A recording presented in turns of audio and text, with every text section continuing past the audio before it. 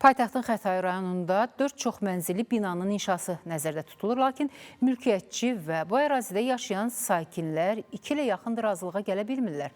İndi sakinlərin istəyi tikinti ərazisinə düşdüyü üçün sökülən pilləkənin yenidən bərpasıdır.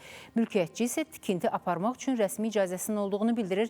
Gəlin sakinlərlə mülkiyyətçi arasında yaranan narazılığa Rəşad Vəkiloğlu'nun süjetində izləyək.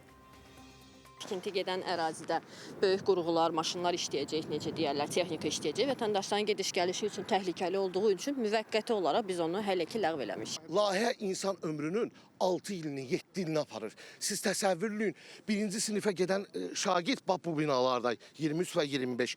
Deməli 7-ci sinifə gedəndə bu yoldan istifadə edə biləcək. Əmlak Komitəsi bizə heç bir məlumat, nə bilim, hansısa bir sənəd və ya maddə təqdim eləmir ki, yəni bunun əsasında biz sizin hasarı sökürük. Hasar ərazidə bina tikilməsi üçün çəkilib. Lakin sakinlərin şikayəti əsasında artıq 3-cü dəfədir ki, tikintiyə başlamadan sökülür. Görüntülər Xətai rayonu Nəsrəddin Tusi 28 ünvanındandır. Tikinti şirkəti isə burada inşaat işləri başa çatana qədər pilləkəndən istifadənin təhlükəli olmasını əsas gətirir və ərazidə alternativ yol da təklif edir sakinlərə. Yalnız tikinti işləri başa çatdıqdan sonra iki küçəni birləşdirən həm pilləkənin bərpası, həm də yol, avtomobil yolunun çəkiləcəyini bildirir. Pilləkənin sökülməsinə narazılıq edən sakinlərin istəyi yalnız pilləkənin yenidən bərpası və şirkət tərəfindən bina tikilib abadlıq aparılacağı təqdirdə piyadaların sözgedən ərazidə hərəkətinin məhdudlaşdırılmamasıdır. Gəlsin, tiksin, yolunu açsın buradan, tiksin də bizim binanı hasara niyə alırsan?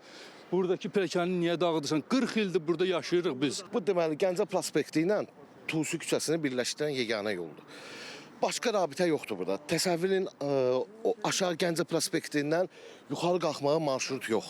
Paytaxt sakini Mirali Ağayeva deyir ki, illər öncə bu ünvanda 1 hektar 20 sot torpaq sahəsi onun mülkiyyətinə verilib. Həmin torpaq sahəsində tikinti işlərinin aparılması üçün 2021-ci ildə Bakı şəhər İcra Hakimiyyəti tərəfindən müvafiq sərəncam verilib.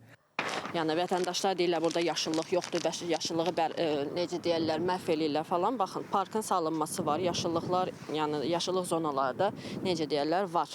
Yaradılan süni maneələr hələ ki tikintinin başlanmasını gecikdirir. Biz belə deyim, yaşayış binalarının tikintisini bitirəndən sonra yenidən bərpası və yenidən qurması var həmin pelikan. Biz hasarlanma nəyə görə həyata keçirdik? Çünki iyun ayında ağacların yandırılması baş vermişdi və onun əsasında küllü miqdarda cəriməsini ödəmişdik. Bəs tikintiyə icazə verilibsə, yaranan maneələr nəyə görədir?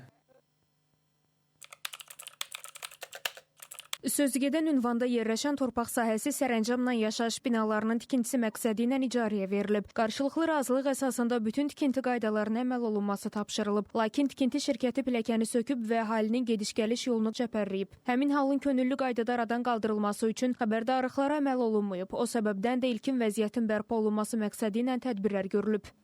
Xətai rayon İcra Hakimiyyətindən isə mövzuya münasibət bildirilmədi. Rəşad Vəkiloğlu, Pərviz İlqaroğlu, Space xəbər.